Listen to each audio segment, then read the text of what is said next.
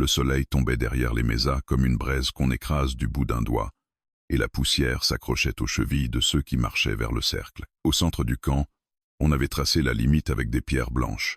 Personne ne devait la franchir sans y être invité. C'était la ligne de l'ordre, la ligne de la tribu, la ligne qu'on respectait même quand on avait envie de crier. Elle s'appelait Nayaa.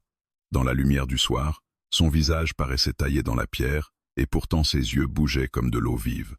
Elle avançait sans trembler, même si chaque pas lui brûlait la peau. Les femmes la regardaient en silence. Certaines baissaient la tête.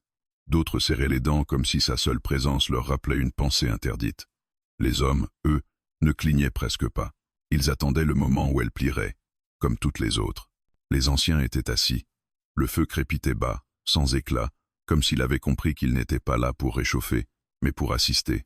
À côté, le chef, Taza, gardait le dos droit, l'ombre de ses cheveux tombant sur ses pommettes. On disait qu'il portait la tradition comme une armure, sans faille, sans question. Son regard s'accrocha à Nayaa avec la patience d'un chasseur. Il ne la détestait pas exactement, mais il ne supportait pas qu'une femme refuse de lui appartenir, même seulement par l'obéissance. On avait décidé pour elle. Elle l'avait appris le matin même, quand une vieille femme était venue déposer devant sa tente une couverture rouge et un collier de perles, comme on dépose une corde autour d'un cou. Le message était simple. Ce soir, elle prononcerait les mots qui la lieraient à un homme choisi. Un accord, un échange, un apaisement entre familles. La tribu appelait ça la paix. Nayaa avait rendu la couverture, puis elle avait rendu le collier. Et quand la vieille femme avait insisté, elle avait prononcé le mot qu'aucune n'osait dire. Non. Ce nom avait traversé le camp plus vite qu'un cheval. Un refus, ici, n'était pas une opinion. C'était une rupture. C'était une braise jetée dans le foin. Alors on l'avait convoquée au cercle, devant tous, comme on expose une faute pour qu'elle serve d'exemple. L'ancien le plus âgé parla en premier, la voix rauque, lente, comme s'il pesait chaque syllabe. Il évoqua la sagesse des pères, la survie, les lois qui avaient gardé le peuple debout quand tout autour cherchait à le faire tomber. Il parla de respect, de devoir. Puis il désigna le collier et la couverture, posés sur une peau près du feu. « Tu es né ici, dit-il. Tu as été nourri ici. Tu portes le sang de ceux qui ont souffert pour que nous restions. Tu dois suivre la voie. » Nayaa ne détourna pas les yeux. Elle sentit la morsure du regard des autres, cette pression sourde qui forçait les genoux à fléchir. Elle pensa à sa mère, morte trop tôt, à ses mains qui sentaient la sauge. Elle pensa aux histoires qu'on lui racontait enfant, celles où les femmes fortes finissaient toujours par « comprendre ». C'était le mot qu'on utilisait. Comprendre voulait dire céder. « Je respecte la voix », répondit-elle, « mais je ne suis pas une chose qu'on déplace. » Un murmure s'éleva comme un vent mauvais. Taza bougea enfin. Il se leva avec une lenteur calculée, et tout le cercle se resserra autour de sa stature. Il n'avait pas besoin de crier. Sa présence suffisait. « Tu refuses l'accord, dit-il. Tu refuses les anciens. Tu refuses la paix. » Il posa une main sur le collier, pas pour le prendre, mais pour le dominer, comme s'il rappelait à tous que les symboles aussi lui appartenaient. « Une femme qui refuse, continua-t-il, ouvre la porte au chaos, et le chaos attire les ennemis. » Nayaa sentit une colère froide se former en elle, pas une flamme incontrôlable, mais une lame. Elle savait ce qu'il cherchait, la peindre comme un danger, pas comme une personne. Elle avait entendu ces mots à propos d'autres femmes, celles qui voulaient choisir, celles qui voulaient partir, celles qui voulaient simplement respirer. « Je ne refuse pas la paix, dit-elle. Je refuse la cage. » Le silence tomba d'un coup, lourd, violent. On entendit un chien gratter la terre, puis se figer. Un enfant serra la main de sa sœur. Les anciens échangèrent un regard. Un refus, à cet endroit, ne pouvait pas être laissé sans réponse. Si Nayaa gagnait, même seulement une seconde, tout pouvait changer. Et il ne voulait pas de changement. Taza s'approcha d'un pas. Il n'était plus le chef calme. Il était l'homme qu'on contredit, et l'orgueil dans son visage effaça la patience. « Tu as de la fierté, Nayaa, dit-il. Mais la fierté ne nourrit pas un peuple. La fierté ne protège pas les enfants. Tu vas accepter. » Il tendit le collier vers elle, comme un ordre, comme une dernière chance de revenir dans le rang. Nayaa regarda le collier. Les perles brillaient faiblement, belles et dangereuses. Elle pensa à l'homme choisi pour elle, un guerrier connu, loyal, solide. Pas un monstre peut être, mais pas son choice. Et c'était ça, le poison. On lui demandait de remercier la tribu pour une vie qu'elle n'avait pas demandée. Elle recula d'un demi-pas. « Non, Ce mot-là, cette deuxième fois, fit plus mal que le premier, parce qu'il était irrévocable. Le visage de Taza se durcit, il tourna légèrement la tête, et deux guerriers s'avancèrent. Les muscles de leurs bras étaient peints, leurs expressions fermées, comme s'ils avaient enterré la compassion avant de venir. « Alors tu seras corrigé, » dit l'ancien, sans émotion, « pour que la voix reste la voix. » Naya sentit l'air se contracter. Corriger, ici, pouvait vouloir dire beaucoup de choses, de l'isolement, de la honte, des coups, parfois pires.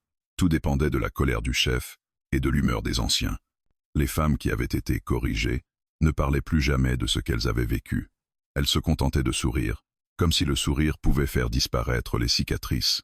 Un guerrier attrapa son poignet. Naya ne cria pas. Elle le fixa droit dans les yeux, et l'homme détourna le regard comme si quelque chose en elle le rendait inconfortable. Elle sentit la force autour de son bras, la pression qui disait « Tu ne t'appartiens plus ». Alors elle fit la seule chose qu'il n'attendait pas. Elle se laissa tomber, pivota, et planta son pied dans la poussière. Le geste était rapide, précis, appris auprès d'un oncle qui lui avait un jour dit, en secret, « Si tu dois courir, cours comme si la terre te devait un passage ». Son poignet glissa, pas totalement, mais assez. Elle arracha son bras avec violence, griffant la peau du guerrier, et en un battement de cœur, elle franchit la ligne des pierres blanches. Un cri éclata, un ordre. Les guerriers bondirent. Naya courut. Elle ne courut pas vers les tentes, pas vers la sécurité.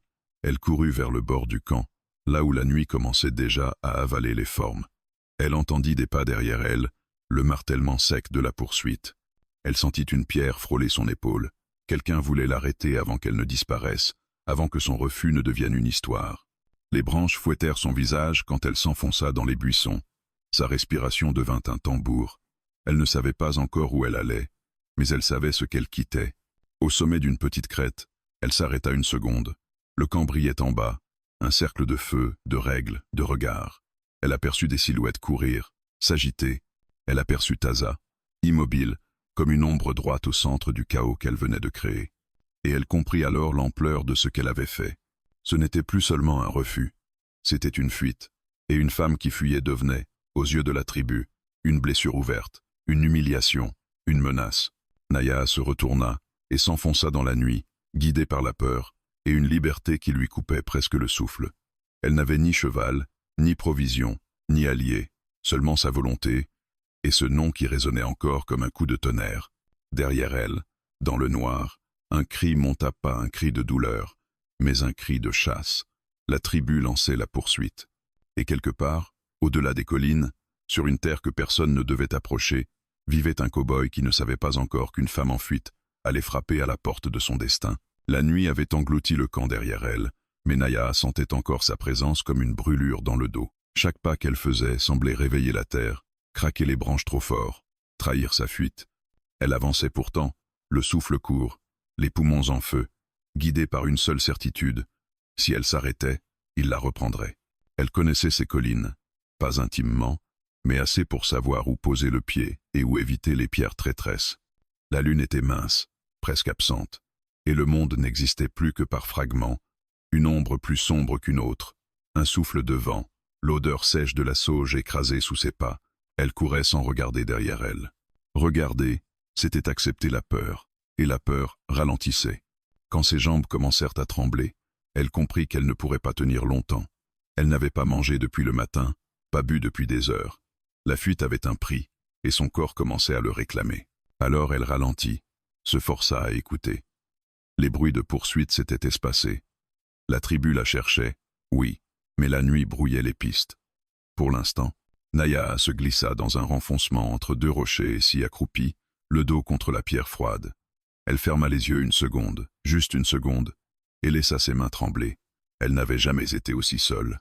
Pas seule comme lorsqu'on vous ignore, mais seule comme lorsqu'aucune loi ne vous protège plus. Elle était sortie du cercle. Définitivement, quand elle rouvrit les yeux, l'horizon avait changé. Devant elle s'étendait une terre qu'on nommait à voix basse dans la tribu, une frontière floue, dangereuse, où les règles des anciens ne s'appliquaient plus vraiment. Une terre d'hommes blancs, de fusils, de solitude. On racontait que ceux qui y vivaient n'avaient ni Dieu ni attache, seulement des armes et des cicatrices. C'était là qu'elle allait. Le jour se leva lentement, comme s'il hésitait à révéler ce qu'il cachait. Naya marcha encore, mécaniquement, portée par l'élan plus que par la force. Ses pieds étaient en sang, sa robe déchirée par endroits, mais elle avançait. À chaque pas, elle répétait en silence « Je n'obéirai pas », comme une prière inversée. Elle vit la cabane avant de la comprendre. Une forme sombre, basse, presque fondue dans le paysage. Du bois brut, un toit fatigué, un enclos vide, rien qui ressemble à un village, rien qui promette la sécurité, juste une présence humaine, isolée, volontairement coupée du monde. Naya s'arrêta net. C'était peu, être pire que la tribu. Un homme seul, sans règles, sans témoins. Elle avait entendu des histoires, mais derrière elle, il n'y avait plus d'option. La tribu ne lui laisserait pas le choix une seconde fois. Elle inspira profondément et s'approcha, chaque pas pesé comme si la terre pouvait exploser sous elle. À l'intérieur, le cow-boy réparait une selle. Il travaillait en silence, concentré, ses gestes précis, comme s'ils avaient été répétés 1000 fois. La lumière du matin entrait par la porte entr'ouverte, dessinant des lignes nettes sur son visage marqué. Il n'était ni jeune, ni vieux. Juste usé. Un homme qui avait vécu assez longtemps pour ne plus attendre grand-chose. Quand il entendit un bruit, il ne sursauta pas. Il leva simplement les yeux et attrapa son fusil, sans hâte. La peur était un luxe qu'il n'utilisait plus. Naya apparut dans l'encadrement de la porte comme une apparition malvenue. Sale, épuisée, les yeux brûlants d'une détermination qui ne demandait pas la permission. Elle leva lentement les mains pour montrer qu'elle n'était pas armée. Le cow-boy la détailla en silence. Il reconnut immédiatement ce qu'elle était, une femme apache. Et il comprit aussitôt ce que cela impliquait. Les ennuis. Toujours les ennuis. « Tu t'es perdu », dit-il enfin, d'une voix grave, sans menace mais sans douceur non plus. Naya secoua la tête. Elle n'avait plus la force de mentir. « Non, je fuis ». Ces deux mots suffirent à tendre l'air entre eux. Fuir, dans cette région, n'était jamais anodin. On ne fuyait pas pour le plaisir. On fuyait parce que quelqu'un vous chassait. Le cow-boy posa lentement la selle et s'approcha d'un pas, gardant une distance prudente. Il observa ses blessures, ses pieds nus, la fatigue qui la faisait vaciller. « Qui » demanda-t-il. Naya hésita une fraction de seconde. Puis elle répondit « Ma tribu ». Il serra la mâchoire. Il connaissait les Apaches. Il connaissait surtout leur persévérance. Une femme qui fuyait sa tribu, c'était une tempête annoncée. Et une tempête attirait la mort. « Tu ne peux pas rester ici », dit-il. « Ils viendront. » Elle le savait. Mais elle franchit quand même le seuil et tomba presque à genoux, trop épuisée pour rester debout. « Juste une nuit », murmura-t-elle. « Une seule. » Le cow-boy resta immobile. Il regarda cette femme qui avait traversé la frontière de toutes les règles. Il pensa à ses propres choix, à la raison pour laquelle il vivait seul, loin des villes, loin des hommes. Il avait appris à ne jamais s'attacher, à ne jamais protéger quelqu'un qui attirait l'attention, mais il avait aussi appris à reconnaître la vérité quand elle se tenait devant lui. Il posa les fusils contre les murs. « Une nuit », dit-il enfin. « À l'aube tu pars. » Naya releva la tête. Ses yeux brillèrent, pas de gratitude excessive, pas de soumission, juste un respect silencieux. Il lui donna de l'eau. Elle but lentement, comme si chaque gorgée la ramenait un peu à la vie. Il lui jeta une couverture usée, pas rouge, pas sacrée, juste utile. Elle s'en enveloppa sans un mot. Ils ne parlèrent plus pendant un long moment. Le silence n'était pas gênant. Il était chargé, plein de choses non dites. Le cow-boy l'observait du coin de l'œil. Il voyait la dureté dans sa posture, cette façon qu'elle avait de rester prête, même en repos. Ce n'était pas une femme brisée, c'était une femme en rupture. Quand le soleil monta plus haut, un bruit lointain parvint jusqu'à la cabane. Des chevaux, très loin, mais réels. Le cow-boy se figea. Il savait désormais que cette nuit accordée venait de lui coûter bien plus qu'il ne l'avait prévu. Et Naya, serrant la couverture autour de ses épaules, comprit que la frontière qu'elle venait de franchir n'était pas seulement géographique. C'était le début d'un affrontement que personne ne pourrait éviter. Le jour avançait lentement, comme s'il prenait le temps de mesurer la gravité de ce qui venait de se produire. La cabane baignait dans une lumière crue, sans indulgence, révélant chaque fissure du bois, chaque trace d'usure laissée par les saisons. Naya était assise près du mur, la couverture serrée autour d'elle, le dos droit malgré la fatigue. Elle n'avait pas dormi. Pas vraiment. Chaque fois que ses paupières se fermaient, elle voyait le cercle de pierre, le feu bas, le regard de Taza. Le cow-boy, lui, avait repris ses gestes habituels. Il rangeait, vérifiait, réparait. Des gestes simples, presque rassurants. comme si l'ordre pouvait encore exister dans un monde qui venait de basculer. Mais ses pensées n'étaient plus aussi calmes. Le bruit des chevaux, entendu plus tôt, lui restait en tête. Les Apaches n'étaient jamais pressés, ils savaient attendre. Il finit par rompre le silence. « Tu ne m'as pas tout dit », déclara-t-il sans la regarder. Naya leva les yeux vers lui. Elle s'y attendait. Une fuite ne venait jamais sans histoire, et il était trop lucide pour croire à une demi-vérité. « Je leur ai dit non », répondit-elle simplement. Il s'arrêta, posa ce qu'il avait en main. « Non à quoi ?» Elle inspira profondément. Parler, c'était raviver la blessure, mais se taire n'était plus possible. Elle avait franchi sa porte, accepté son eau, sa couverture. La vérité était le prix. À un mariage décidé par les anciens, à un homme choisi pour apaiser des tensions, à une vie tracée sans moi, le cow-boy hocha lentement la tête. Il connaissait ce genre d'accord. Pas dans une tribu, peu, être, mais ailleurs, sous d'autres formes. Des vies échangées contre le silence, des femmes offertes comme des promesses. Et il ne tolère pas le refus, dit-il plus qu'il ne demanda. Non. Elle marqua une pause puis ajouta, surtout pas quand il est public. Il se tourna vers elle, croisa enfin son regard. Il y lut quelque chose qui dépassait la simple peur. Il y avait de la colère, oui, mais aussi une clarté presque douloureuse. Naya savait exactement ce qu'elle avait perdu, et ce qu'elle avait choisi. « Tu sais ce qu'ils feront s'ils te retrouvent » dit-il. Elle acquiesça. « Ils diront qu'ils me ramènent pour mon bien. Ils diront que je dois apprendre. » Et après, elle ne termina pas sa phrase. Elle n'en avait pas besoin. Le cow-boy passa une main sur son visage, comme pour chasser une pensée tenace. Il avait accepté une nuit. Une seule. Il l'avait dit. Et pourtant, à mesure que les heures passaient, il comprenait que cette promesse était déjà vide. Les Apaches n'oublieraient pas la cabane. Pas maintenant. Tu aurais dû continuer à courir, lâcha-t-il, sans dureté. Naya se leva lentement. Ses jambes protestèrent, mais elle tint bon. J'ai couru toute ma vie, dit-elle. Pas toujours avec mes pieds. Il sentit le poids de ses mots. Il y avait des fuites qui ne laissaient aucune trace sur la terre, mais qui creusaient profondément à l'intérieur. Il en savait quelque chose. Je partirai si tu me le demandes, ajouta-t-elle. Je ne suis pas venu te condamner. Il la fixa un instant, surpris par l'absence de supplication dans sa voix. Elle ne demandait pas la protection. Elle demandait la permission de rester debout. Dehors, le vent se leva, faisant grincer les planches du toit. Un corbeau se posa sur un piquet de l'enclos vide, observa la scène, puis s'envola. Un mauvais présage, aurait dit certains. Le cow-boy n'y croyait pas. Il croyait seulement aux conséquences. Ils ne viendront pas seuls, dit-il enfin. Quand une tribu perd la face, elle la récupère dans le sang. Naya s'approcha de la porte, regarda l'horizon. La terre semblait paisible, presque indifférente aux drames humains. Alors ils devront accepter que je ne suis plus seul. Il fronça les sourcils. Tu ne sais pas ce que tu dis. Elle se tourna vers lui. Si, je dis que je ne retournerai pas là-bas, ni vivante, ni brisée. Ses mots tombèrent comme des pierres. Il comprit à cet instant qu'il n'avait pas accueilli une fugitive, mais une rupture, un point de non-retour. Il soupira longuement. « Tu crois que je peux affronter ta tribu ?» Elle ne répondit pas tout de suite. Elle observa ses mains, cailleuses, marquées par le travail et les armes. Elle observa son regard, dur, mais pas cruel. « Je crois que tu peux choisir, » dit-elle. « Comme moi. » Le choix. Toujours ce mot. Il se rappela le sien, des années plus tôt, quand il avait quitté une vie qui l'étouffait. Il avait cru se libérer. En réalité, il s'était isolé. La liberté sans témoin, sans combat, n'était qu'une autre forme de fuite. Un bruit, plus proche cette fois, fendit l'air. Un hennissement étouffé. Le cow-boy se raidit.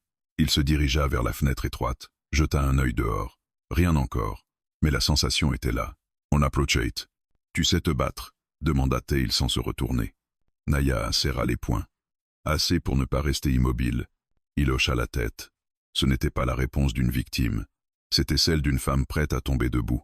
Il attrapa un vieux revolver, le posa sur la table, sans le pousser vers elle. « Ici, personne n'obéit à personne, » dit-il. « Mais si tu restes, tu acceptes ce que ça implique. » Elle s'approcha, posa sa main près de l'arme sans la toucher. « Je n'obéis plus, je choisis. » Ils se regardèrent, et dans ce silence, un pacte se forma. Fragile, dangereux, mais réel. Pas une promesse d'amour, pas une déclaration héroïque, juste la reconnaissance mutuelle d'un point de rupture. Au loin, un cri résonna. Pas un cri de chasse encore, mais un signal. La tribu était sur la piste. Le temps des discussions touchait à sa fin. Le cow-boy se redressa, son corps déjà prêt, son esprit désormais clair. « Alors écoute-moi, dit-il. S'ils viennent, ils ne repartiront pas comme ils sont arrivés. » Nayaa inspira profondément. La peur était là, oui, mais elle n'était plus seule. Pour la première fois depuis longtemps, son refus ne flottait pas dans le vide. Il prenait racine. Et dans la lumière dure de la matinée, à la frontière de deux mondes, une femme qui avait dit non et un homme qui n'avait jamais été choisi comprirent que le combat ne faisait que commencer. Le soleil était déjà haut quand le premier éclaireur se montra. Pas un homme entier, pas encore, juste un signe, un mouvement trop précis pour être le hasard. Le cow-boy l'aperçut depuis la lisière de la cabane, une silhouette figée un instant sur une crête lointaine, puis disparut aussitôt. Il n'eut pas besoin de jumelles pour comprendre. La tribu avait trouvé la piste. Il referma lentement la porte derrière lui. Le bois grinça comme un avertissement. Nayaa se redressa aussitôt, son corps tendu avant même que son esprit n'ait formulé la menace. Elle avait appris à lire les silences, et celui-ci était chargé. « Ils sont là », dit-il simplement. Elle n'eut pas besoin de demander qui. Elle sentit son cœur se serrer, non de surprise, mais de lucidité. La fuite était terminée. Ce qui venait ensuite serait frontal. Le cow-boy se mit en mouvement, méthodique. Il rangea ce qui pouvait servir d'arme, vérifia les cartouches, observa le terrain autour de la cabane. Chaque geste était précis, sans panique. Il ne se préparait pas à une bataille héroïque, mais à une intrusion, à une négociation armée, si possible, à un massacre, si nécessaire. Nayaa le suivait du regard, attentive, absorbant chaque détail. Elle connaissait la façon dont la tribu avançait quand elle voulait intimider avant de frapper. Les éclaireurs, les cavaliers disposés en demi-cercle, le chef qui restait en arrière, invisible, mais présent dans chaque décision. Elle savait aussi qu'il ne tirerait pas tout de suite. Il parlerait d'abord. Toujours. Le premier cavalier apparut à découvert peu avant midi. Il avançait lentement, sans armes levées, les paumes visibles. Un message clair. Nous ne sommes pas encore là pour tuer. Derrière lui, à distance, d'autres formes se dessinaient, floues mais nombreuses. Le cow-boy sortit à sa rencontre, s'arrêtant à bonne distance de la cabane. Il ne portait pas son fusil à l'épaule. Pas encore. Il se tenait droit, immobile, comme un piquet planté dans la terre. Nayaa resta près de la porte, visible, droite. Elle savait que se cacher serait interprété comme une faiblesse, ou pire, comme une preuve de culpabilité. Le cavalier s'arrêta. Il avait le visage peint de signes discrets, pas ceux de la guerre ouverte, mais ceux de l'autorité. Il regarda le cow-boy, puis Nayaa. « Tu abrites une femme de la tribu », dit-il d'une voix calme. Le cow-boy ne répondit pas tout de suite. Il laissa le silence s'étirer, comme on le fait quand on refuse de se placer en position d'accusé. « Elle est ici par choix », répondit-il enfin. Le cavalier plissa légèrement les yeux. « Elle n'a pas le droit de choisir. » Ces mots frappèrent Nayaa comme une gifle familière. Elle avança d'un pas. « J'ai le droit de respirer, » dit-elle, « et de partir. » Un murmure parcourut les cavaliers derrière l'éclaireur. Certains semblaient mal à l'aise, d'autres agacés. Le refus, répété, exposé à des étrangers, rouvrait une blessure que la tribu voulait refermer vite. « Tu as humilié les anciens, » répondit l'éclaireur en s'adressant à elle cette fois. « Tu as rompu l'équilibre. Tu dois revenir. »« L'équilibre n'était pas le mien, » répliqua-t-elle sans élever la voix. Le cow-boy sentit la tension monter, cette ligne invisible après laquelle les mots cessent d'être utiles. Il savait que le chef n'était pas encore apparu, et tant qu'il resterait caché, rien ne serait réglé. « Dites à votre chef de venir, » lança-t-il. « Je ne discute pas avec des messagers quand le prix est une vie. » L'éclaireur hésita, puis il hocha la tête et fit signe au cavalier en retrait. Le mouvement fut presque imperceptible, mais Nayaa le reconnut immédiatement, un signal de patience armée. Le temps passa, lourd, écrasant. Le soleil chauffait la peau, la poussière collait à la gorge. Nayaa sentit la fatigue revenir, mais elle resta droite. Si elle devait tomber, ce ne serait pas ici. Enfin Taza apparut. Il avançait lentement, entouré de deux guerriers, son regard fixé sur la cabane comme s'il évaluait une anomalie dans l'ordre du monde. Lorsqu'il posa les yeux sur Nayaa, son visage resta impassible, mais elle vit la colère contenue, cette colère qui ne criait pas, qui attendait le moment juste. « Tu as franchi une frontière qui n'est pas la tienne, » dit-il au cow-boy. « La frontière est à ceux qui la vivent, » répondit l'homme sans baisser les yeux. Taza esquissa un sourire bref, sans chaleur. « Cette femme appartient à la tribu. Naya sentit le mot la traverser comme une lame. Appartenir. Toujours ce verbe. Elle avança encore d'un pas. Je n'appartiens plus à personne, dit-elle. Un silence glacial suivit. Même les chevaux semblèrent se figer. Taza tourna lentement la tête vers elle. Tu parles comme si tu étais libre, dit-il. Mais la liberté a un prix. Je le paierai, répondit-elle. Il la fixa longuement, puis reporta son attention sur le cow-boy. Remets-la nous. Tu n'as rien à gagner dans cette affaire. Le cow-boy sentit le poids du choix peser de tout son corps. Il savait ce que signifiait refuser. Il savait aussi que céder serait une condamnation déguisée pour elle. Elle restait, dit-il. Un souffle collectif parcourut la tribu. Ce n'était plus une affaire interne, c'était un affront. Un homme blanc, seul, qui refusait l'autorité d'un chef apache sur une femme de sa tribu. Taza hocha lentement la tête. Alors tu te dresses contre nous. Je me dresse pour elle, corrigea le cow-boy. Le chef leva la main, interrompant toute réaction immédiate. Nous reviendrons, dit-il calmement. Pas pour parler. Il fit demi-tour sans un mot de plus. Les cavaliers suivirent, se retirant comme une marée qui recule avant de frapper plus fort. Quand ils disparurent à l'horizon, le silence retomba, plus lourd encore qu'avant. Naya sentit ses jambes faiblir, mais elle tint bon. Elle se tourna vers le cow-boy. « Tu aurais pu les laisser m'emporter, » dit-elle. Il la regarda, fatigué, mais résolu. « J'aurais pu, » répondit-il, « mais je n'aurais plus su pourquoi je vis ici. » Elle comprit alors que la décision était prise, pas seulement par elle, par lui aussi. La tribu avait reculé, oui. Mais ce recul annonçait la tempête, et dans la chaleur immobile de l'après-midi, à l'ombre fragile d'une cabane devenue forteresse, deux vies venaient de se lier par un refus commun, un refus qui appelait désormais la guerre. La nuit tomba plus vite que prévu, comme si le ciel avait décidé de fermer les yeux sur ce qui allait suivre. Le silence après le départ de la tribu n'avait rien de paisible, il vibrait, il annonçait. Naya le ressentait dans sa poitrine, ce poids sourd qui ne disparaît pas quand le danger s'éloigne, mais quand il se prépare. Le cow-boy avait allumé une lampe à huile à l'intérieur de la cabane. La flamme projetait des ombres instables sur les murs, déformant leurs silhouettes. Il avait calfeutré les fenêtres avec des planches supplémentaires, déplacé quelques meubles pour dégager l'espace. Rien d'excessif, rien de théâtral, juste ce qu'on fait quand on sait que l'on ne sera pas attaqué cette nuit. Mais bientôt, Naya observait chacun de ses gestes. Elle n'interrompait pas, elle apprenait. Elle voyait comment il plaçait les objets, comment il laissait volontairement certains angles dégagés, comment il refusait les coins morts. Ce n'était pas la méthode d'un homme cherchant la victoire, c'était celle d'un homme qui voulait survivre. Ils reviendront avec plus d'hommes, dit-elle enfin. Il acquiesça. Et avec une idée claire, elle serra la couverture autour de ses épaules, non pour se protéger du froid, mais pour contenir le frisson qui lui parcourait l'échine. Ils voudront montrer que personne ne peut défier la tribu. Ils voudront me faire payer l'affront, répondit-il. Mais surtout, ils voudront te briser. Elle ferma brièvement les yeux. Pas de peur, de lucidité. Elle savait ce que cela signifiait. La tribu n'avait jamais toléré les exemples de liberté.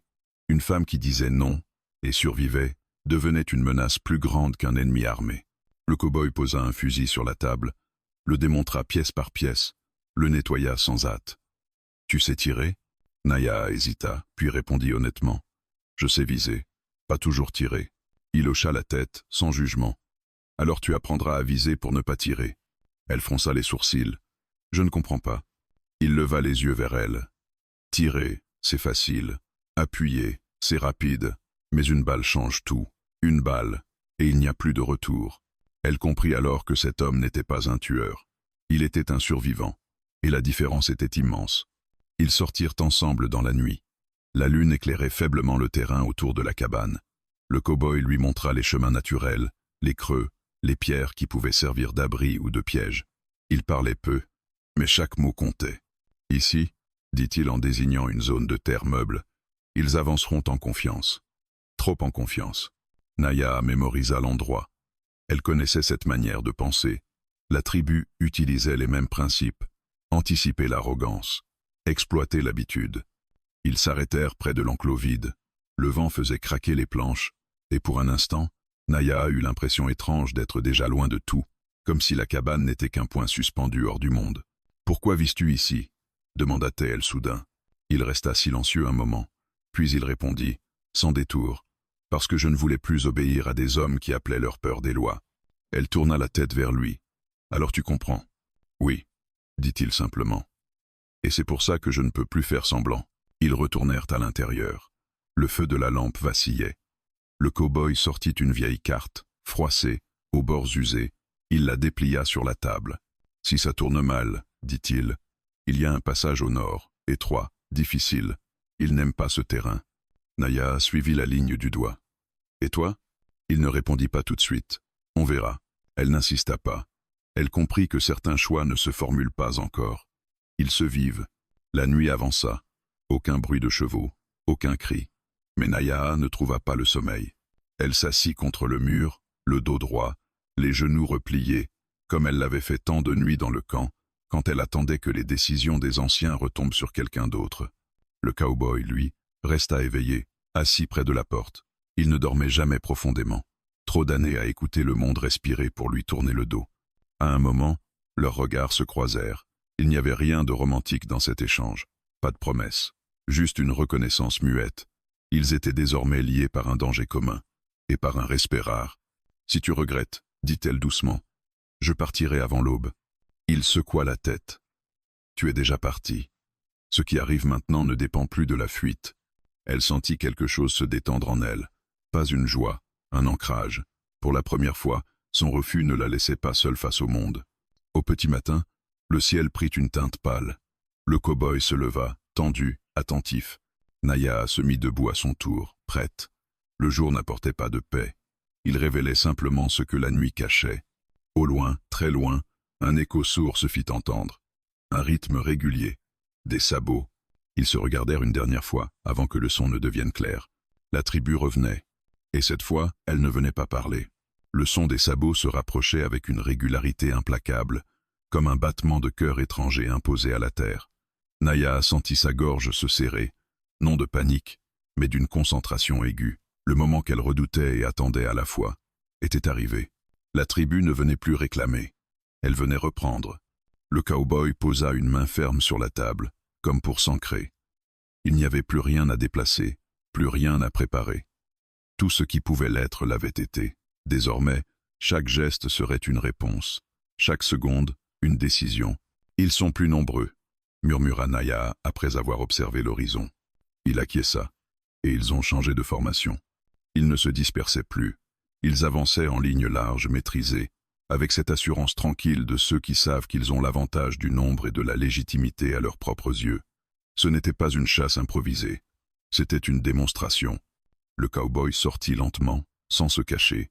Il ne voulait pas donner l'impression d'un piège. Pas encore. Il se posta devant la cabane, les pieds bien ancrés, les bras détendus. Son fusil était visible, mais pas levé. Un message clair. « Je suis prêt, mais je ne tire pas le premier. » Naya resta derrière lui, volontairement. Pas pour se dissimuler, mais pour observer. Elle reconnaissait certains visages parmi les cavaliers, des hommes qu'elle avait vus grandir, rire, jurer fidélité aux anciens. Elle comprit que, pour eux aussi, ce moment était un seuil.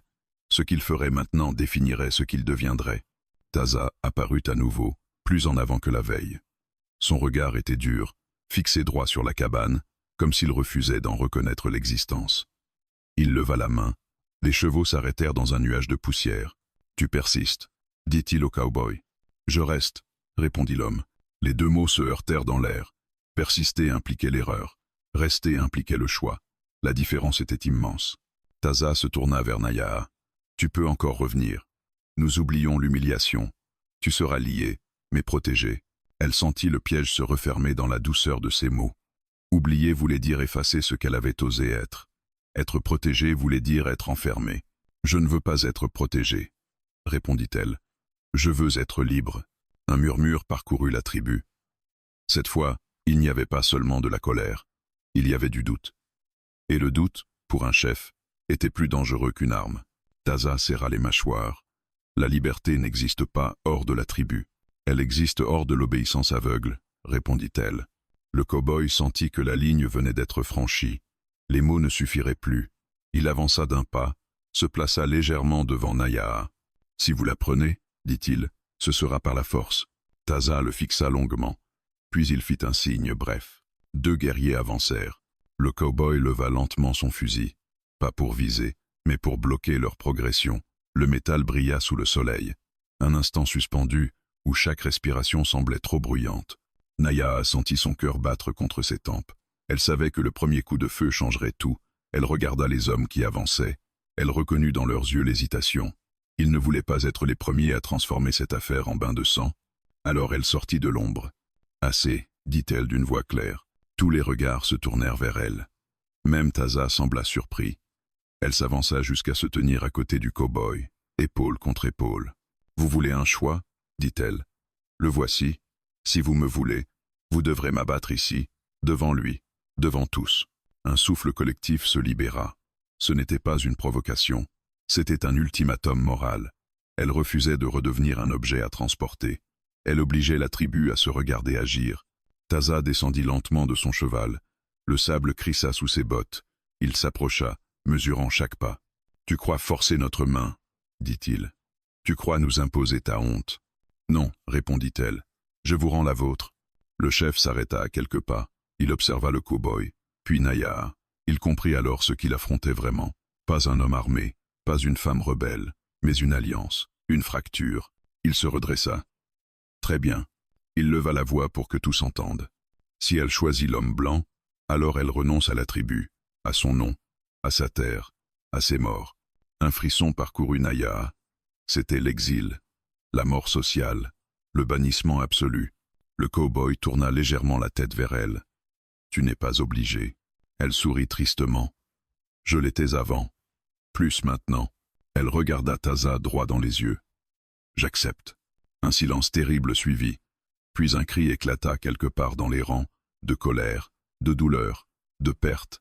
Taza hocha lentement la tête. Alors tu n'es plus des nôtres. Il se tourna vers les guerriers. Nous partons. Un mouvement de surprise traversa la tribu. Certains protestèrent du regard. D'autres semblèrent soulagés. Mais l'ordre était donné. Les cavaliers reculèrent, lentement, comme s'ils se détachaient d'un morceau d'eux-mêmes. Avant de remonter à cheval, Taza lança un dernier regard à Naya. Le monde hors de la tribu n'est pas clément. Elle répondit sans trembler. Moi non plus. La tribu se retira, laissant derrière elle un silence encore plus lourd que la menace. Le cow-boy baissa enfin son fusil. Ses mains tremblaient légèrement. Naya sentit ses jambes céder. Il la rattrapa juste à temps. Ils restèrent là un moment, sans parler, à écouter la poussière retomber. La bataille annoncée n'avait pas eu lieu. Mais quelque chose d'irréversible venait de se produire. Elle avait perdu une tribu, et gagné le droit de ne plus obéir. L'exil ne fit pas de bruit. Il ne laissa ni traces visibles ni blessures immédiates. Et pourtant, quand la dernière silhouette de la tribu disparut derrière les collines, Naya sentit quelque chose se détacher d'elle, comme une peau ancienne qu'on arrache sans anesthésie. Le silence qui suivit n'était pas la paix. C'était un vide. Le cow-boy l'aida à s'asseoir contre la paroi de la cabane. Elle respirait difficilement, non par faiblesse, mais parce que l'air semblait soudain trop vaste. Elle avait vécu toute sa vie entourée de voix, de règles, de regards. À présent, il n'y avait plus rien. Plus de cercle, plus de feu commun, plus de noms partagés. C'est fait, murmura-t-il. Elle hocha la tête. Oui, c'était fait, et irréversible. Le reste de la journée passa dans une étrange lenteur. Le soleil montait, descendait, comme indifférent à la rupture qui venait d'avoir lieu. Le cow-boy reprit ses habitudes, non par indifférence, mais par nécessité. Il savait que l'exil n'était jamais une fin. C'était un commencement brutal, souvent mortel. Naya resta longtemps assise, le regard perdu vers l'horizon.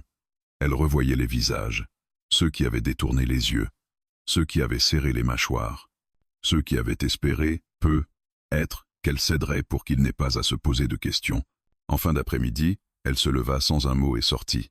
Le cow-boy la suivit du regard, prêt à intervenir, mais elle marcha calmement jusqu'à l'enclos vide. Là, elle s'agenouilla et prit une poignée de terre. Elle la laissa couler lentement entre ses doigts. « C'est étrange, dit-elle enfin. Je croyais que ça ferait plus mal. » Il s'approcha, s'accroupit à côté d'elle.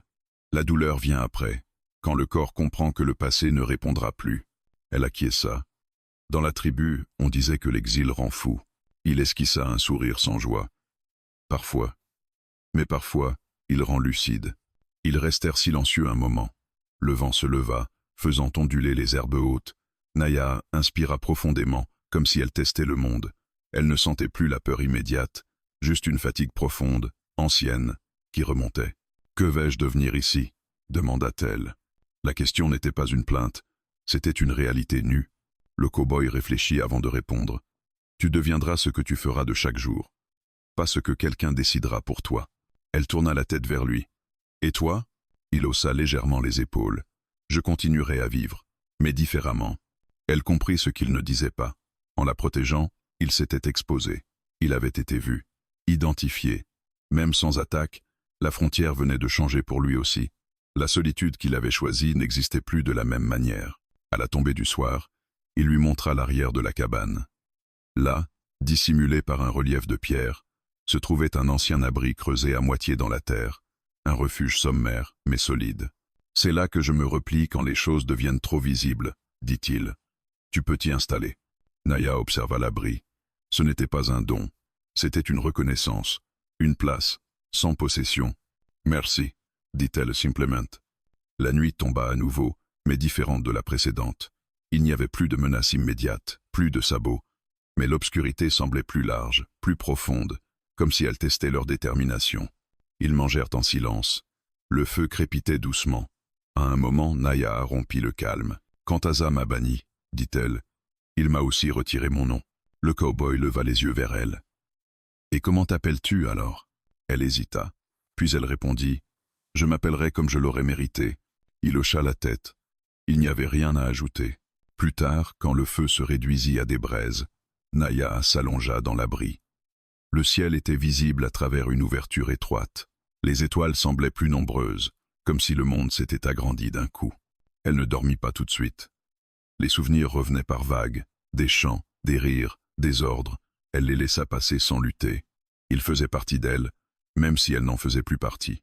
De son côté, le cow-boy montait la garde, assis à l'extérieur, son fusil posé contre le mur. Il pensait à ce qu'il avait fait, à ce qu'il ferait désormais. Il savait que la tribu ne reviendrait peu, être pas tout de suite. Mais il savait aussi que d'autres dangers viendraient. Des hommes attirés par les rumeurs, des lois floues, des frontières mouvantes. Au milieu de la nuit, Naya se redressa brusquement. Un cauchemar, court mais violent. Elle sortit de l'abri, le souffle rapide. Le cow-boy se leva aussitôt. « Ça va ?» Elle hocha la tête. « Oui. Je voulais juste être sûr que le ciel est toujours là. » Il leva les yeux vers les étoiles. Il leste. Et il ne demande rien en retour. Elle s'assit près de lui. Le silence qui les enveloppa n'était plus hostile. Il était partagé. « Je ne te dois rien, » dit-elle soudain. « Et pourtant, je resterai. » Il la regarda. « Tu ne me dois rien, » répéta-t-il. « Et si tu restes, ce sera parce que tu l'as choisi. » Elle sourit faiblement. Ce mot, choisir, avait enfin cessé d'être dangereux. La nuit s'étira. Deux exilés, chacun à sa manière, veillaient sous le même ciel. Ils n'étaient pas sauvés, ils n'étaient pas victorieux. Mais ils étaient debout. Et dans ce monde sans tribu ni loi claire, cela suffisait, pour l'instant, à appeler cela un avenir. Le matin se leva sur une terre silencieuse, mais ce silence n'avait plus rien d'innocent.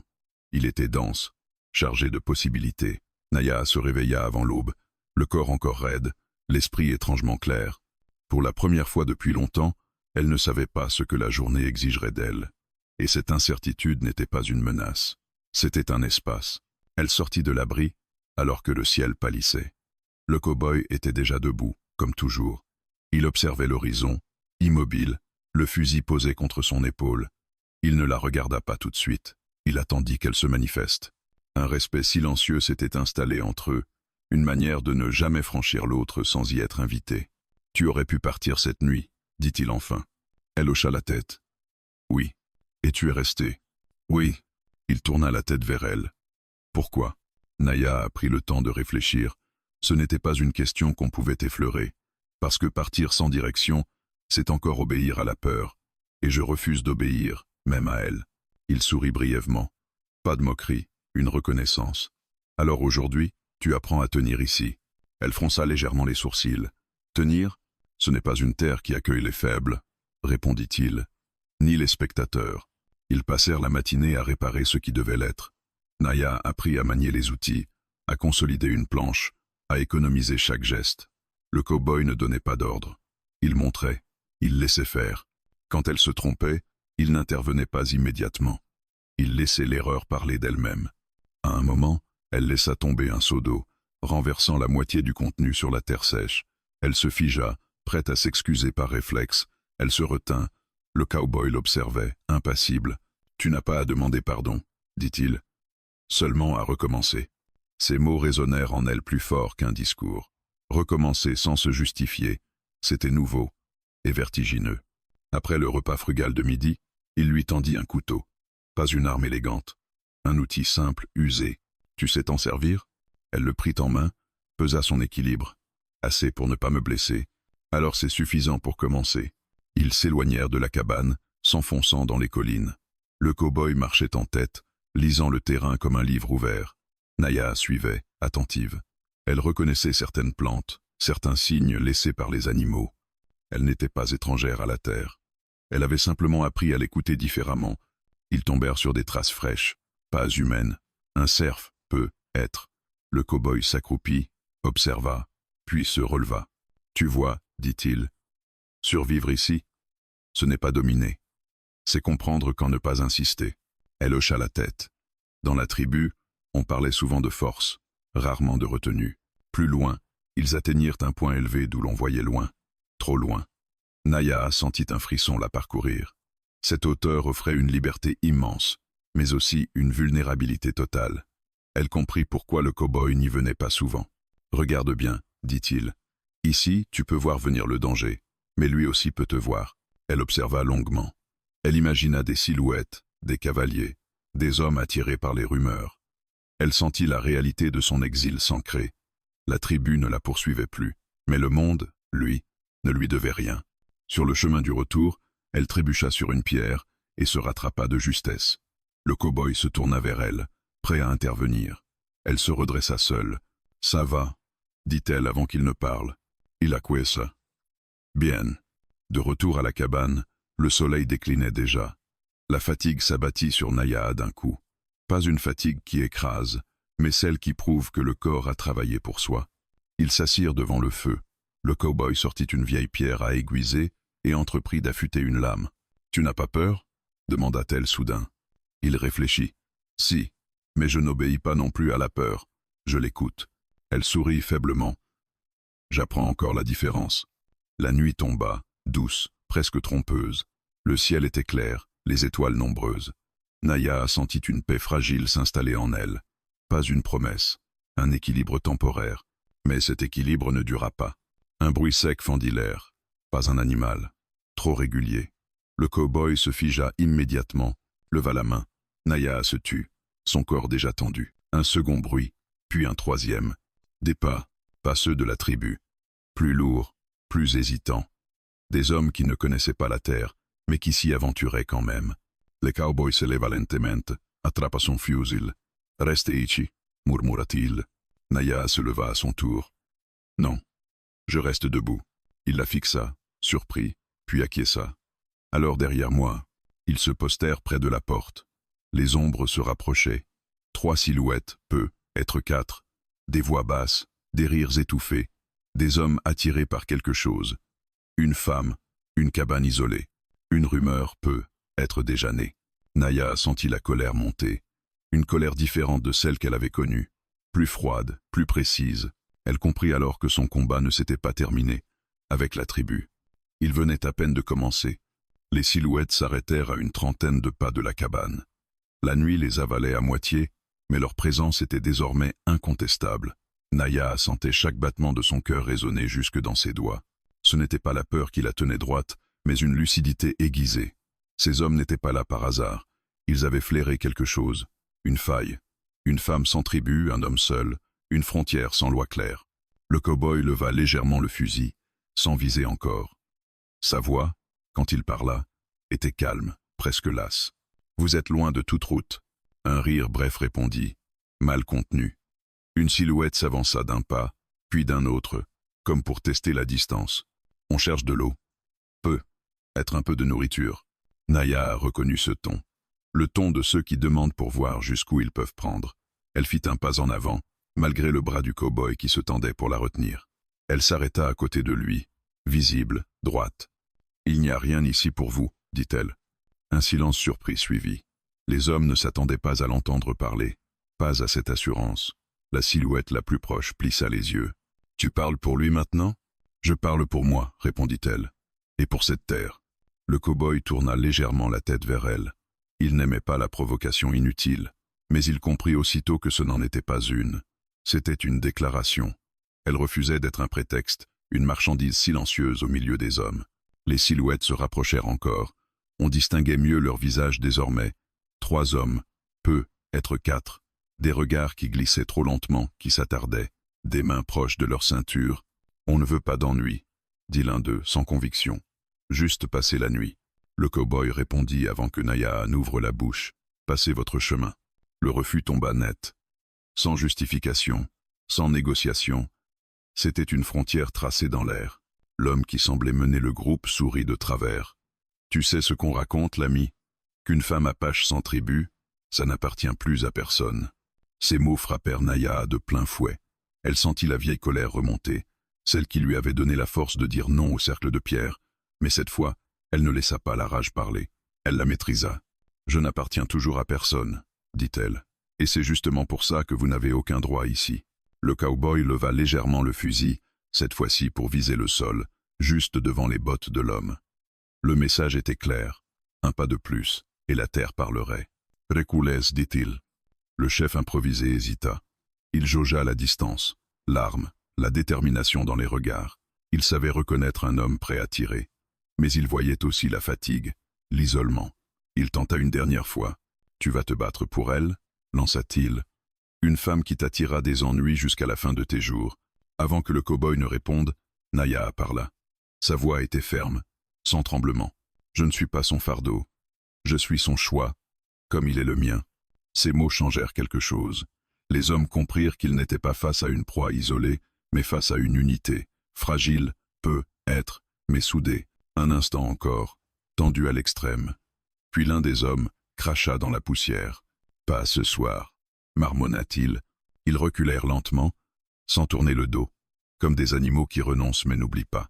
Les silhouettes finirent par se fondre dans la nuit, laissant derrière elles un silence plus lourd encore que leur présence. Le cow-boy baissa enfin son arme. Ses épaules se relâchèrent légèrement. Il inspira profondément. Naya sentit ses jambes faiblir, mais elle resta debout. Elle refusait de s'effondrer après coup. Pas encore. « Ils reviendront peu, être, » dit-il. Elle hocha la tête. « Oui, mais pas comme ça. » Ils rentrèrent dans la cabane sans un mot. Le feu avait presque disparu. Le cow-boy rajouta une bûche. Les flammes reprirent doucement, éclairant leurs visages marqués. Il s'assit, passa une main sur son front. « Le monde va apprendre que tu es ici. » Naya s'assit en face de lui. « Qu'il apprenne. Je n'ai plus l'intention de disparaître. » Il la regarda longuement. Il voyait désormais autre chose qu'une femme en fuite. Il voyait quelqu'un qui se tenait droite face à ce qui venait, sans se cacher derrière une protection masculine, sans se dissoudre dans la peur. « Tu comprends ce que ça implique ?» demanda-t-il. « Oui, » répondit-elle. « Chaque jour sera un choix. Chaque nuit, une vigilance. » Il sourit faiblement. « Tu parles comme quelqu'un qui a vécu ici toute sa vie. » Elle secoua la tête. « Non, je parle comme quelqu'un qui commence enfin à vivre. » Ils restèrent silencieux un moment. Le feu crépitait doucement. Dehors, la nuit semblait plus calme, mais pas plus sûre. « Dans la tribu, » reprit-elle, « on disait que la liberté rendait vulnérable. » Il acquiesça. Elle leste. Mais la soumission aussi. La différence, c'est que la liberté te laisse debout quand tu tombes. Elle sourit, cette fois sans tristesse. Une fatigue profonde l'envahit, mais elle était différente de celle des nuits précédentes. Elle n'était plus seule dans sa vigilance. Quand elle se leva pour retourner vers l'abri, elle s'arrêta un instant. « Merci de m'avoir laissé parler, dit-elle. » Il répondit simplement. « Tu n'as pas demandé la parole, tu l'as prise. » La nuit avança. Aucun autre bruit ne vint troubler le calme, mais Naya savait que quelque chose avait changé. Les hommes de passage avaient vu, ils raconteraient. Une femme apache libre, un cow-boy qui ne la livrait pas.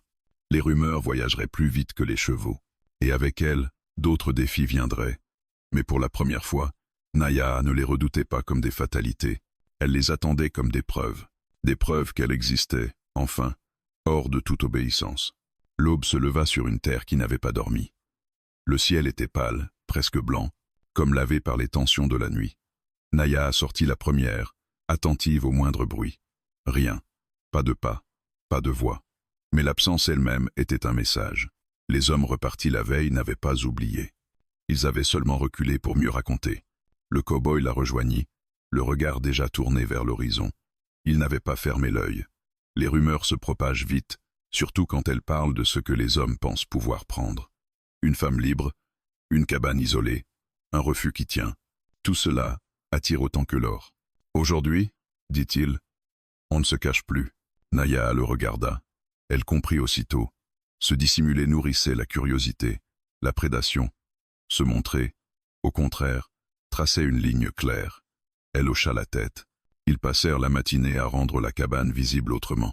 Le cow-boy déplaça des objets, ouvrit l'espace autour, nettoya la vue jusqu'à la crête.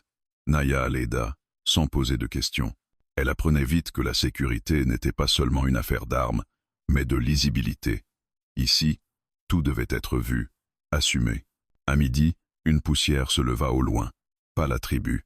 Différents, plus dispersés. Des cavaliers isolés, peu, être deux groupes distincts. Le cow-boy plissa les yeux. Ils viennent pour voir. Naya a senti son estomac se nouer. Voir, c'était mesurer. Mesurer, c'était décider si le prix valait la peine d'être payé. Elle se redressa, se plaça à découvert près de l'enclos, pas derrière, pas caché. Les cavaliers approchèrent à distance respectueuse. 3 hommes cette fois, puis 2 autres un peu plus loin, comme s'ils ne se connaissaient pas vraiment mais partageaient la même curiosité. Le cow-boy resta immobile, son fusil visible, mais bas. « Vous êtes sur une terre habitée », lança-t-il. « Passez. » Un des cavaliers leva la main, signe de paix feinte. « On a entendu dire que tu héberges une femme bannie. » Naya inspira profondément. Elle fit un pas en avant. « Je ne suis hébergé par personne. Je vis ici. » Un rire nerveux répondit. « Une femme seule ?» Le cow-boy répondit avant qu'elle ne réagisse. « Pas seule. » Le mot résonna. Pas comme une promesse romantique, comme une réalité tactique. Les cavaliers échangèrent des regards. Ils cherchaient une fissure, une hésitation. Ils n'en trouvèrent pas. « Le monde n'aime pas ce qui sort du rang », dit l'un d'eux, plus âgé. « Surtout quand ça donne des idées. » Naya soutint son regard.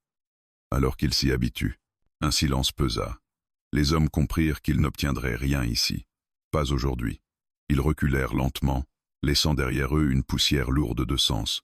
Quand ils disparurent, Naya sentit une tension se libérer dans son corps. Mais le cow-boy resta grave. « Ce n'est pas fini. »« Non, dit-elle. Ça commence à peine. » Ils s'assirent à l'ombre de la cabane. Le soleil tapait fort. Le monde semblait trop vaste pour un endroit si fragile. Naya observa ses mains, encore tremblantes. Elle n'avait pas cédé, pas reculé. Elle en prit conscience comme on découvre une nouvelle force. Dans la tribu, dit-elle, le prix de la désobéissance était la honte. Ici, le prix de la liberté semble être la vigilance permanente.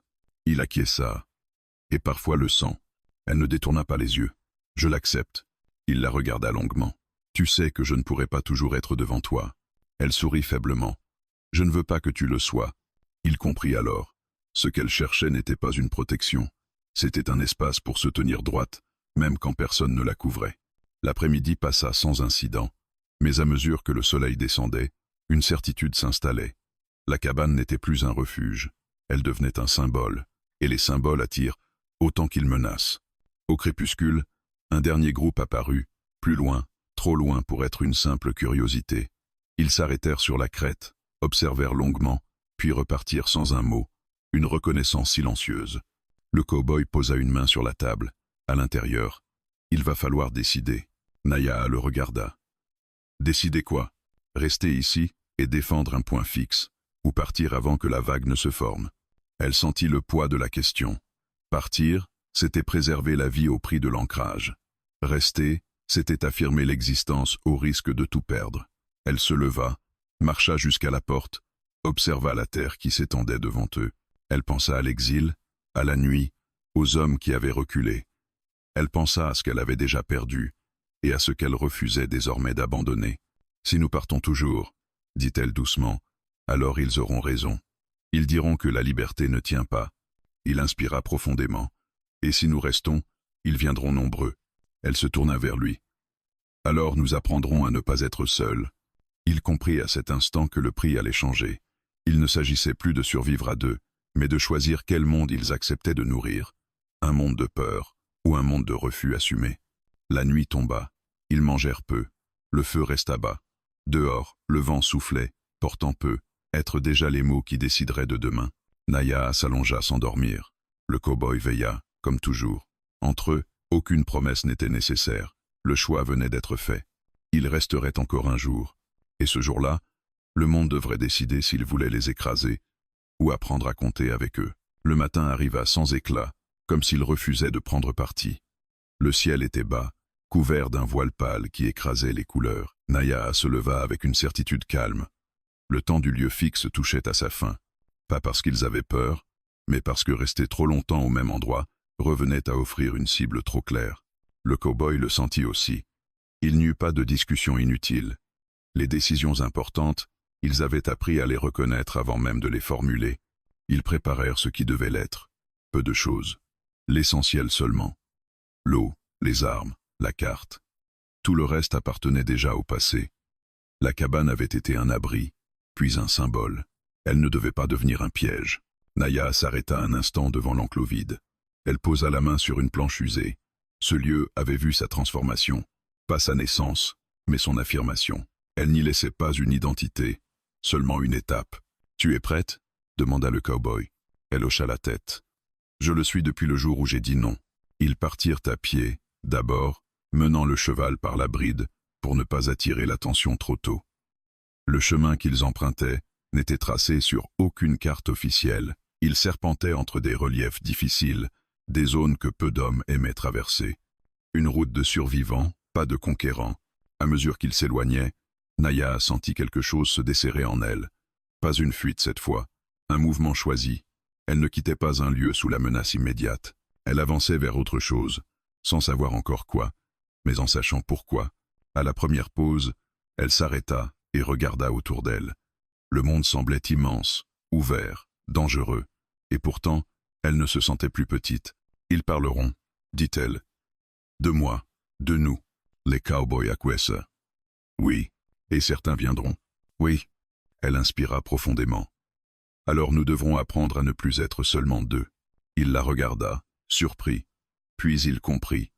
Elle ne parlait pas de troupes, ni de protection armée, elle parlait de liens, d'autres refus, d'autres vies qui chercheraient un espace où tenir debout. Le soleil monta un peu plus haut. Ils reprirent la marche. Derrière eux, la cabane disparaissait déjà, avalée par la distance et la poussière. Elle n'était plus qu'un souvenir, et c'était bien ainsi. Naya marcha en tête, le regard clair. Elle n'était plus une femme bannie. Elle n'était pas encore une fondatrice.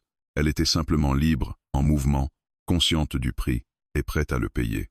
Et pour la première fois depuis longtemps, le monde devant elle ne ressemblait pas à une menace.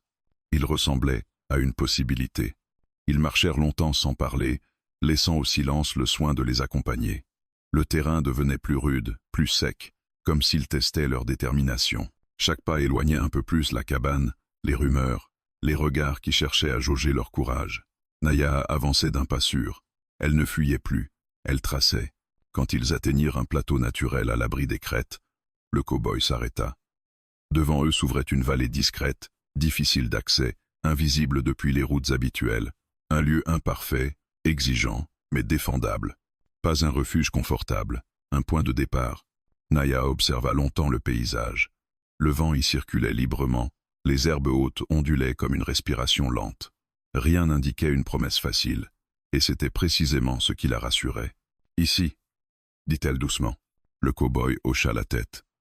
Ici, personne ne s'installe par hasard. Ils déposèrent leurs affaires, prirent le temps d'évaluer. L'eau n'était pas loin. La terre pouvait être travaillée, avec patience.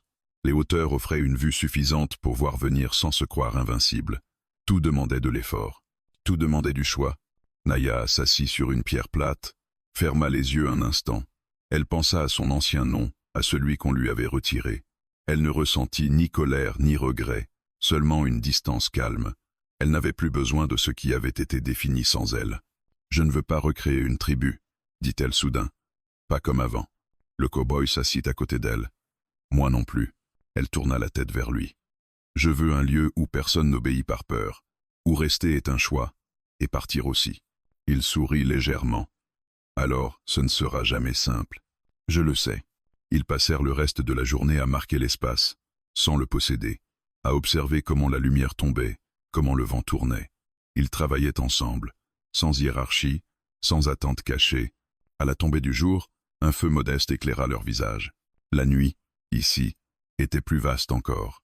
Le ciel semblait descendre plus bas, comme pour écouter. Naya regardait les étoiles sans chercher de signes. Elle n'attendait plus d'autorisation venue d'en haut. Au milieu de la nuit, un bruit lointain se fit entendre. Pas une menace immédiate. Des pas, peut-être, ou un cheval au loin. Le cow-boy se leva, observa, puis se rassit. Le monde bougeait. Il continuerait de bouger. Ils viendront, dit-il, pas tous avec de mauvaises intentions. Naya acquiesce.